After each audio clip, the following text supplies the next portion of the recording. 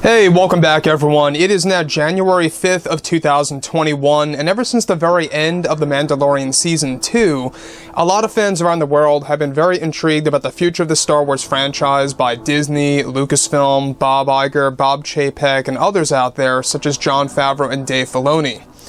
This is Mike Zero. Make sure to subscribe if you're new to the channel for future Star Wars content. Now, one thing about Disney Star Wars is that yes, we do know that they are now on the road to success with the franchise, given that Kathleen Kennedy has little to no involvement on the overall projects. So far, she's only working on Star Wars The Acolyte with Leslie Headland, which, by the way, we're going to get to that in just a second.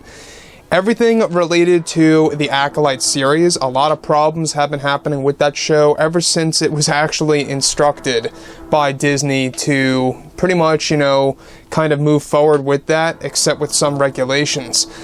Now, looking at everything related to Kathleen Kennedy, obviously she has been a force of destruction when it comes to Star Wars. A lot of fans were very unhappy with how the sequel trilogy came out to be, and we obviously saw the failure of Solo: A Star Wars Story, costing Disney millions upon millions of dollars, all because of Kathleen Kennedy's poor leadership skills and not properly hiring the right directors for that project. From the very beginning, mind you. About 3/4 of the way through is when she fired the original directors. But moving on from this, what's really intriguing all has to do with Kathleen Kennedy's spot right now with the Acolyte series by Leslie Headland and exactly what's going on behind the scenes. Now, specifically, given that The Mandalorian Season 2 is now finished, both Jon Favreau and Dave Filoni are focused on their new Star Wars universe moving ahead. Now, it's described that currently Lucasfilm's Kathleen Kennedy is in a complicated situation behind the scenes over at Lucasfilm for the new TV series Star Wars The Acolyte. It's described that Kathleen Kennedy has been creating unnecessary creative differences with the writers and directors for Star Wars The Acolyte, and that Disney CEO Bob Chapek is not happy with Kathleen Kennedy continually firing more directors and writers from the show, since it is costing Disney a lot of money. It's described that Kathleen Kennedy recently lost some form of creative control over Star Wars, The Acolyte for firing too many directors and writers from the TV show, which Bob Chapek specifically instructed Kathleen Kennedy not to do anymore with this new TV series, and that her involvement with the second half of the show is now being pushed away from her, and that Kathleen Kennedy will only have creative control over a handful of episodes for that specific reason for The Acolyte. Now, let's stop right here for 1 second before we actually move on. Now, the thing about Kathleen Kennedy, we have been talking about this for a very long time now, is that it obviously is clear that she has no idea what she's doing with the Star Wars universe. She doesn't really know exactly how to run an overall business. This scenario being Lucasfilm, she doesn't know what she's doing with this project, Star Wars The Acolyte.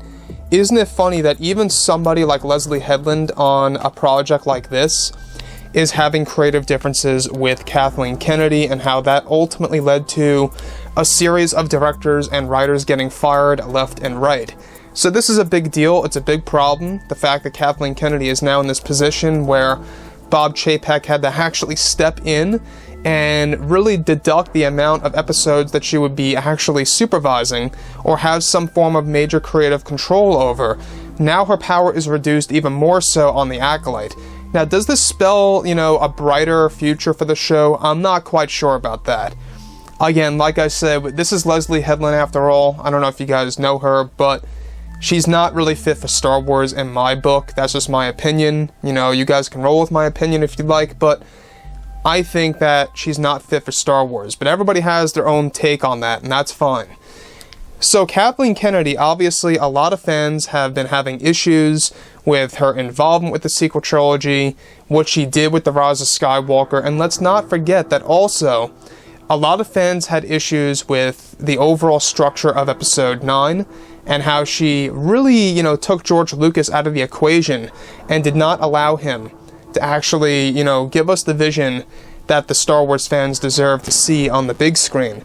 So let's not forget about that she was directly responsible for really creating a stir within the overall Star Wars universe and really giving fans a different scenario, of what it could have been.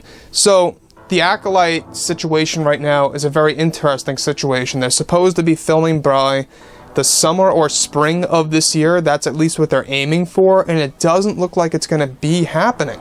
You know, through all of the firings, through all the rewrites that we've been talking about for this show, it's going to be very interesting and lucky to see if they even begin filming by maybe the end of summer.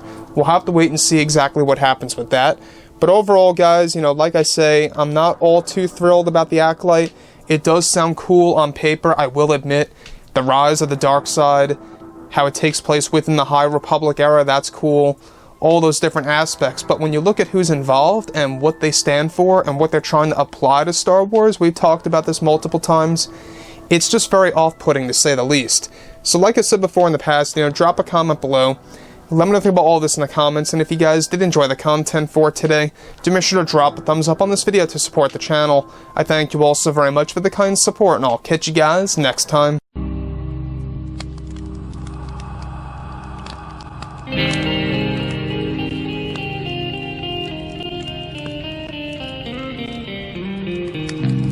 Gun in hand, we are alone again. No, I'm not the one from night to moon.